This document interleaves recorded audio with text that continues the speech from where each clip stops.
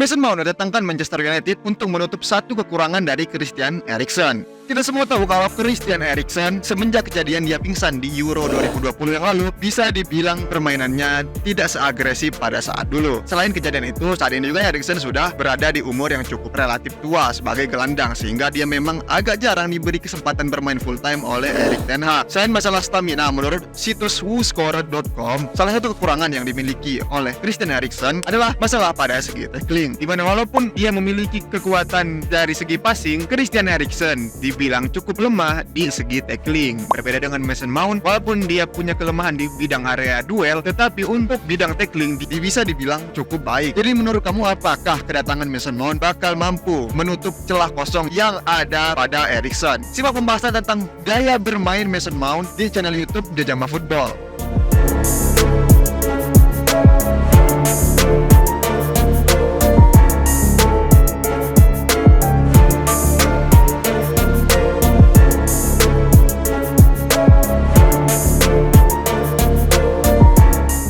Halo warga bola semua, kembali lagi di channel YouTube Jajama Football bersama saya Andresta. Jajama Football adalah channel YouTube yang bakal ngebahas dan juga ngasih update seputar sepak bola dari sisi lainnya. Di video kali ini kita bakal ngebahas nih pemain anyar dengan nomor punggung 7 di Man United, siapa lagi kalau Mason Mount, yang didatangkan dari klub rivalnya yaitu Chelsea, klub asal London warna biru ini, dengan harga 64,2 juta euro. Di video kali ini kita bakal ngebahas nih gimana sih gaya permainan dan juga kelebihan serta kelemahan dari Mason Mount ini. Simak video ini sampai habis.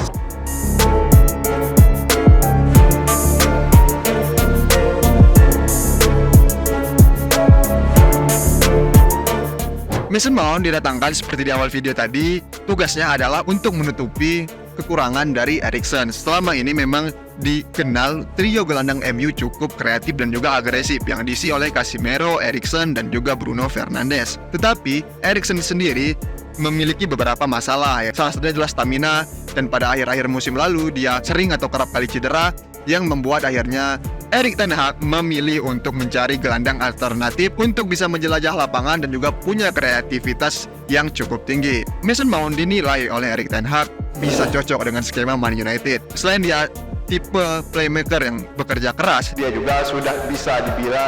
juga sudah cukup kenal dengan sepak bola yang ada di Inggris.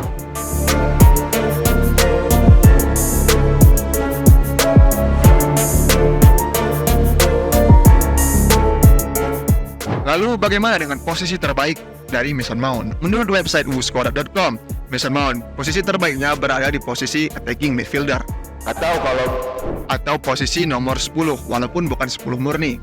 Karena jika kita lihat data berikut, di mana dia bermain di posisi attacking midfielder center atau posisi AMF kalau yang bermain PES ataupun FIFA, dia punya rating 6,89. Jadi di sini terlihat kalau berdasarkan statistik tersebut, Mason Mount emang punya rating yang paling bagus di posisi attacking midfielder, yaitu 6,89. Tetapi kayaknya sih Erik ten Hag bakal dibikin pusing karena Bruno Fernandes juga salah satu posisi terbaiknya ada di posisi attacking midfielder. Tetapi di preseason sejauh ini, Mason Mount coba beberapa kali dicari posisi terbaiknya dalam skema permainan Manchester United. Walaupun ratingnya bisa dibilang tidak terlalu bagus, 6,9, 6,8, 6,3 dan lain-lain, tetapi yang perlu di-highlight di sini adalah Mason Mount mampu bermain dari lini tengah sampai lini depan. Jadi ini tentunya bisa menguntungkan Erik ten Hag karena dia bisa menambal setiap lini yang ditinggalkan oleh para pemain lain dengan diisi oleh Mason Mount.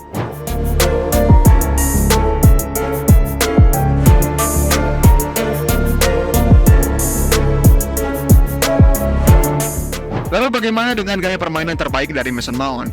Lagi-lagi menurut website WhoScored.com, Mason Mount lebih nyaman atau lebih keluar potensi terbaiknya pada saat timnya dan dia sendiri mengenalkan passing pendek. Selain itu juga Mason Mount sering melakukan gerakan tanpa bola untuk mengecoh para lawan-lawannya. Ia kerap kali mencari ruang-ruang kosong untuk diberi umpan, baik itu umpan langsung maupun umpan terobosan, untuk menembak langsung dari luar kotak penalti. Hal yang sangat sering kita lihat dari gol-gol yang diciptakan oleh Mason Mount. Selain itu juga dia terbiasa kalau bermain di posisi midfielder, dia mampu memberikan umpan-umpan ciamik kepada rekan-rekannya. Dia kerap kali melakukan kombinasi 1-2 atau 1-2 dengan para gelandang maupun pemain depan yang ada di Chelsea. Nah, tentunya apakah gaya permainan ini mampu kembali ia terapkan di Man United? tentunya kita masih menunggu bagaimana perjalanan musim pertama dari Mason Mount di Manchester United, karena pada saat ini masih dilakukan pramusim, atau pada saat video ini dibuat itu masih pramusim, belum masuk ke dalam liga resmi atau liga Inggris.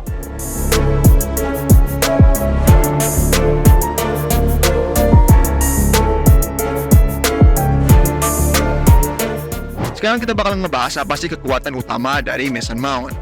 Kita buka lagi website WhoScorer.com. Dia punya take set piece, atau dia mampu memanfaatkan bola-bola mati seperti corner kick, tendangan bebas, bahkan penalti sekalipun.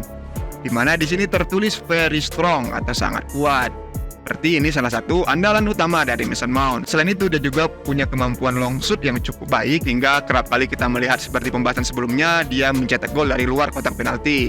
Lalu direct free kick, dia sering melakukan umpan-umpan dari tendangan bebas. Lalu ada key pass, yaitu umpan kunci untuk teman-temannya atau memberi assist untuk teman-temannya mencetak gol.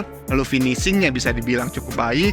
Lalu untuk through ball atau umpan balap, kalau istilah kita ya, umpan balapnya juga cukup baik. Lalu ada blocking the ball untuk menutup aliran bola dari musuh. Sebagai gelandang juga dia cukup baik, dan juga tackling. Nah, ini adalah salah satu kelemahan yang dipunyai Eriksen, dimana kalau kita lihat di website WhoScorer.com, Eriksen punya kelemahan di segi tackling, sementara Mason Mount punya kelebihan di segi tackling. Dari itu tadi kita bisa ngeliat kalau Mason Mount itu punya kelebihan yang cukup baik sebagai gelandang.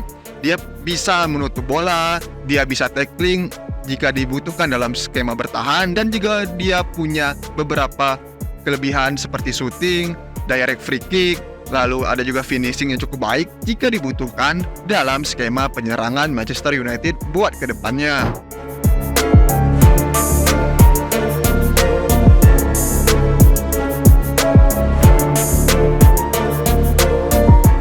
Jika kita sebelumnya membahas putar kelemahan dan juga kelebihan dari Mason Mount, salah satu kelemahannya menurut website WhoScorer.com adalah di segi area duel, di mana Mason Mount kerap kali kalau harus melakukan duel area dengan para pemain lawan. Tentunya ini masih bisa ditingkatkan oleh Erik ten Hag dan juga staf Manchester United jika ingin menutup atau menambal kekurangan dari Mason Mount di segi area duel.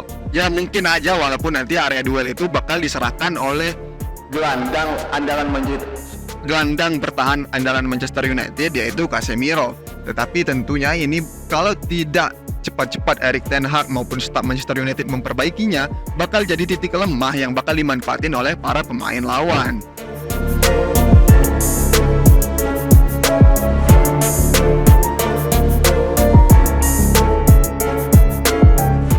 Nah, dari penjelasan di atas kita semua udah bisa nyimpulin lah kalau Mason Mount ini punya banyak kelebihan di segi menyerang maupun bertahan. Tetapi balik lagi, dia masih punya kekurangan, yaitu area duel, di mana sepak bola Inggris dikenal dengan gaya permainan kick and rush. Apalagi saat ini sedang tren para pelatih-pelatih dari tim-tim Inggris menggunakan gaya pressing ketat. Tentunya ini harus bisa diimprove oleh Mason Mount jika ingin berada di level top Liga sepak bola atau Liga Premier Inggris. Mason Mount saat ini masih bisa dibilang punya usia yang cukup muda dan juga punya karir yang lebih panjang. Jika dia mampu terus konsisten, tentunya dia punya karir yang cukup cemerlang. Walaupun saat ini Mason Mount sedang dibebani nomor keramat di Manchester United, yaitu nomor 7. Nomor yang selalu diisi oleh para legenda Manchester United. Sekian pembahasan kita tentang gaya permainan dari Mason Mount. Kalau kamu ada pendapat lain atau ada dari sumber-sumber lain, tulis saja di kolom komentar. Selanjutnya kamu mau bahas gaya permainan siapa lagi, tulis saja di kolom komentar. Sekian video kali ini, saya Andresta dari Jama Football mengucapkan terima kasih. Jangan lupa like, share, dan subscribe channel YouTube Jama Football untuk terus update seputar sepak bola. Sampai jumpa di next video.